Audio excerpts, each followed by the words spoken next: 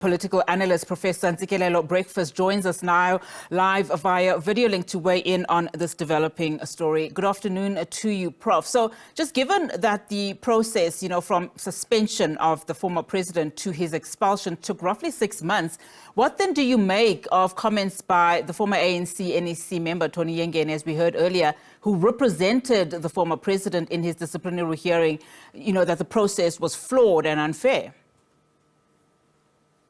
Thank you very much, Unati, for having me. Just to be fair and square to Zuma, I think he is within his right to appeal the sanction. And in my opinion, even though I'm not a lawyer, but the first thing that comes to my mind with regard to this matter is that it's got two options, namely to appeal within the framework of the ANC. So that's the first option. The second option is to institute an appeal via a court of law. My gut feeling is that he's going to opt for the second option. Why? Because one of the arguments that was put forward by MK Party and also Tony Yengeni is that Msholozi was intimidated. So meaning that there are trust issues. So I think they would want to ventilate their discontentment in a court of law as opposed to the ANC. But I think we need to gravitate to the why question as opposed to the what question. What is the rationale behind this appeal? Why is Zuma appealing this decision, despite the fact that he established his own party? Why would you do that? So the motivation behind is simple, is to frame a narrative that he did not walk out of the party by himself.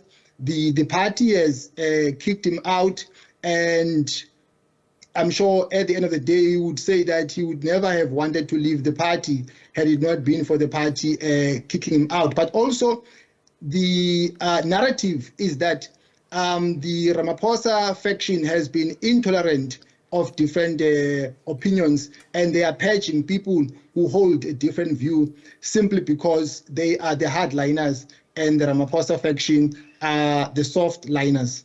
And he wouldn't be the first one to say, that he will not leave the ANC for life. I mean, just talking about the ANC now and what this process means for them in the long term. I mean, while he may not be the first prominent ANC member to be expelled, he certainly is the most prominent as, former president, deputy president, chairperson, and deputy secretary general of the ANC. Can the ANC survive, this latest leadership crisis, given that the party has been on a slippery slope for some time now? Throughout history, the ANC has had ups and downs. I mean, I'm just thinking about the first breakaway that took place in, I think, 1969. The Makiwane brothers, I think it was called the Group of Eight. They were also expelled because they felt that the ANC was using a softy approach in terms of accommodating other racial categories.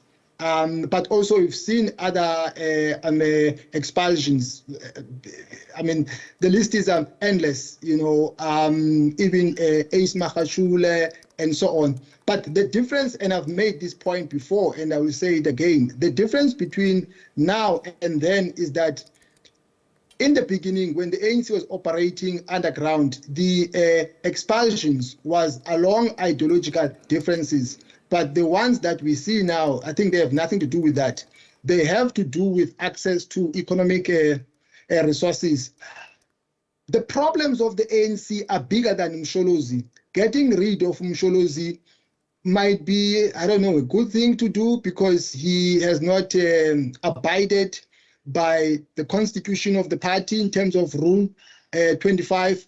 But it doesn't mean that, the party is going to do away with all its problems because they've done away with Zuma. They still have a fundamental problem of corruption, which is entrenched in the party. And the step-aside principle has not helped the party, but it has been used as an instrument to purge people who don't belong to the dominant faction. It has been used to entrench hegemony as opposed to dealing with wrong elements within the party.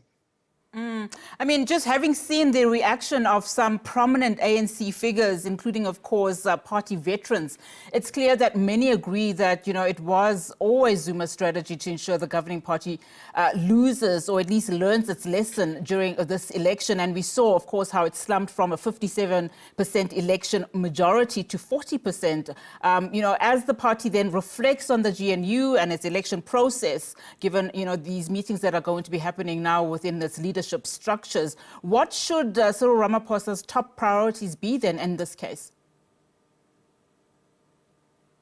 The first priority is to instill discipline in the party. Discipline is the lifeblood of any political party.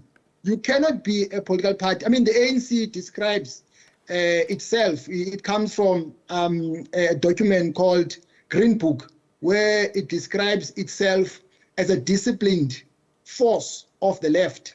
Now, if you describe yourself as a disciplined force of the left, then you must also uphold the principle of, you know, iron discipline, maximum discipline. You cannot allow a situation whereby members, they do as they please. The culture of human rights, sometimes we tend to misinterpret it. Human rights, they don't mean that you can say whatever you want to say, you can do whatever you want to do. That is abuse of human rights. All human rights are subjected to limitation clause. That is in the Constitution. Read section 36 of the Constitution. You can go to any political party, you can go to the DA, you can go to any political party across the political spectrum. All of them, they uphold the principle of discipline. So the same goes to the ANC. But I think there has been a slow pace of responsiveness to the ill discipline of some members of the ANC, and that has caught up with the party in a big way. No wonder the party has had a slippery slope from 57% to 40%. But again, the key question is, will the ANC ever bounce back to power? Yeah, that is indeed. Prof, thank you so much for your time. Really do appreciate it.